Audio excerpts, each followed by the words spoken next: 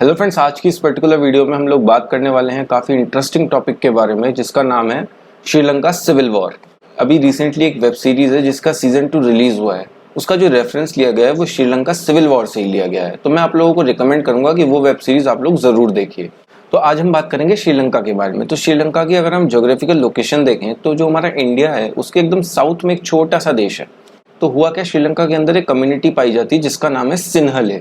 वहीं तमिलनाडु जो इंडिया का एक स्टेट है उसके अंदर एक कम्युनिटी पाई जाती है तमिल। तो ये वॉर चला था हमारा 1983 से 2009 तक, यानी कि लगभग 25 साल 9 महीने तक। और ऐसा कहा जाता है इसमें कि लगभग 1.5 लाख लोग मारे गए थे। तो हुआ ये कि पहले श्रीलंका का नाम हुआ करता है सीलोन।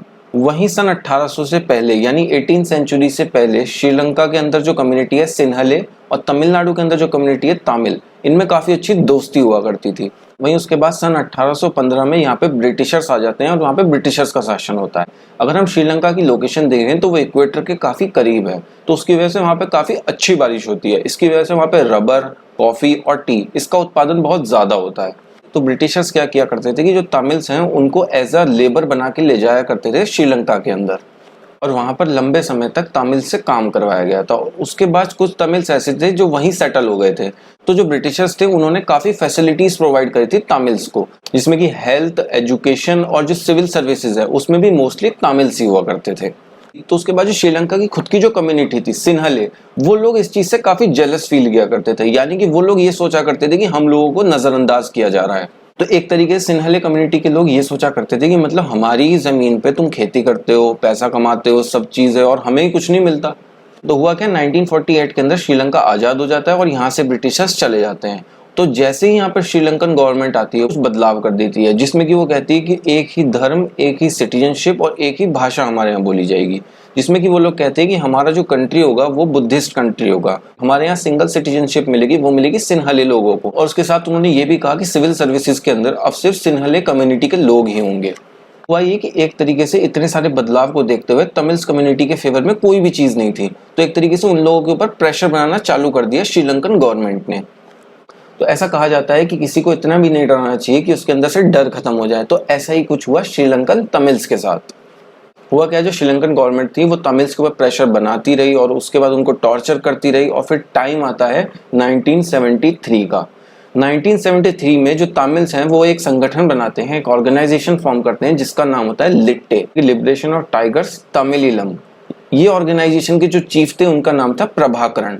ऐसा कहा जाता है कि जो उनके चीफ थे प्रभाकरण, वो काफ़ी एजुकेटेड थे क्योंकि वो लोग काफ़ी पढ़े लिखे लोग थे। क्योंकि ब्रिटिशर्स थे, उन लोगों ने इतना डेवलप्ड किया था इन तमिल्स को, जो उनका एरिया था, और इन लोगों ने अपना जो बेस कैंप बनाया वो बनाया था जाफना के अंदर।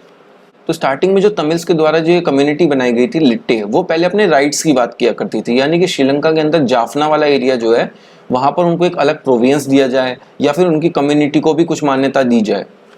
तो जब लिट्टे के द्वारा पीस प्रोटेस्ट से भी कुछ उनको हासिल नहीं होता है तो वो लोग 1983 के अंदर हथियार पकड़ लेते हैं और 1983 में वो अपना पहला अटैक करते हैं श्रीलंकन आर्मी के ऊपर, जिसमें कि लगभग 11 श्रीलंकन सैनिक मारे जाते हैं। वहीं इस अटैक के बाद श्रीलंकन गवर्नमेंट लिट्टे को एक टेररिस्ट ऑर्गेनाइजेशन डिक्लेयर कर देती है। उसके बाद धीरे धीरे लिट्टे इतना पावरफुल ऑर्गेनाइजेशन बन जाता है कि उसकी वजह से श्रीलंकन गवर्नमेंट एक पपेट की तरह काम करती है। यहाँ तक कि लिट्टे की अपनी खुद की एक एयरफोर्स भी हुआ करती है। वहीं उसके बाद इतनी क्रिटिकल सिचुएशन क्रिएट हो जाती है कि इंडिया को भी अपनी एक पीस कीपिंग फोर्स भेजनी पड़ती है श्रीलंका के अंदर, और वहाँ पर वो एक ऑपरेशन चलाते हैं जिसका नाम होता है ऑपरेशन पवन। ऐसा कहा जाता है कि लगभग इसमें 1200 इंडियन सैनिक मारे जाते हैं। तो ये जो ऑपरेशन चलाया जाता है, ये जो लिट्टे ऑर्गेनाइजेशन है, इसको खत्म करने के लिए चलाया जाता है। वहीं जो उस वक्त इंडिया के पीएम हुआ करते थे राजीव गांधी, उन्होंने भी श्रीलंका की गवर्नमेंट से इसके ऊपर बात करी थी। वहीं जो लिट्टे ऑर्गेनाइजेशन था, जो तमिल कम्युनिटी के लोगों की बात किया करता था, उसको ये चीज़ काफ़ी अपमान वाली लगी। एक तरीके से जो तमिल कम्युनिटी है वो तमिलनाडु जो स्टेट है इंडिया का, उसमें मेजरली पाए जाते हैं, और इंडिया जो पीस कीपिंग फोर्स भेज रहा है वो तमिल्स को खत्म करने के लिए ही श्रीलंका में भेज रहा है। तो जो लिट्टे ऑर्गेनाइजेशन था उसके अंदर एक तरीके से बदले की भावना आ जाती है।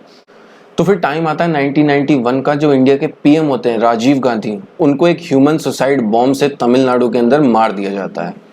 एक तरीके से लिट्टे ऑर्गेनाइजेशन अपना बदला लेता है, जो 1987 में इंडिया पीस कीपिंग फोर्सेस एक ऑपरेशन चला के लिट्टे को खत्म करने की कोशिश करती है। उसके बाद जो लिट्टे ऑर्गेनाइजेशन है वो यही नहीं रुकता है। 1993 के अंदर जो श्रीलंका के तीसरे राष्ट्रपति होते हैं प्रेमदासा, उनकी भी जो मृत्यु होती है वो लिट्टे ऑर्गेनाइजेशन के द्वारा ही एक ह्यूमन सुसाइड बॉम्ब से ही की जाती है। ऐसे ही टाइम गुजरता रहता है और फिर साल आता है 2007 में श्रीलंका के अंदर सरकार आती है राजपक्षे ब्रदर्स की।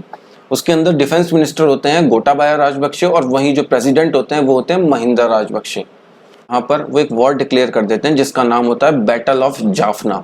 वो होता है श्रीलंका का नॉर्दर्न एरिया जहाँ पर तमिल कम्युनिटी लिट्टे मेजरली पाए जाते हैं। और जहां 2007 में बैटल ऑफ जाफना स्टार्ट हुआ था, 2009 तक ये वॉर चलता है और इसमें लगभग 1.5 लाख लोग मारे जाते हैं, जिसमें कि लगभग 40,000 सिविलियंस भी होते हैं। 2009 के अंदर जो श्रीलंकन गवर्नमेंट है वो डिक्लेयर कर देती है कि जो लिट्टे ऑर्गेनाइजेशन के जो चीफ हैं प्रभाकरन, उनको मार दिया गया, यानी कि लिट्टे एक तरीके से खत्म कर दी गई है। ये था इस वीडियो का पूरा डिटेल एनालिसिस। और आज का जो हमारा क्वेश्चन बनता है कि जो इंडिया और श्रीलंका को जोड़ने वाली जो स्ट्रेट है उसका नाम क्या है। अभी तक के लिए वीडियो में सिर्फ इतना ही। अगर आज आपको कुछ भी नया सीखने को मिला है तो इस वीडियो को लाइक कीजिए, शेयर कीजिए, चैनल को सब्सक्राइब कीजिए। मैं मिलता हूं आपसे नेक्स्ट वीडियो में एक और टॉपिक के साथ। Good bye.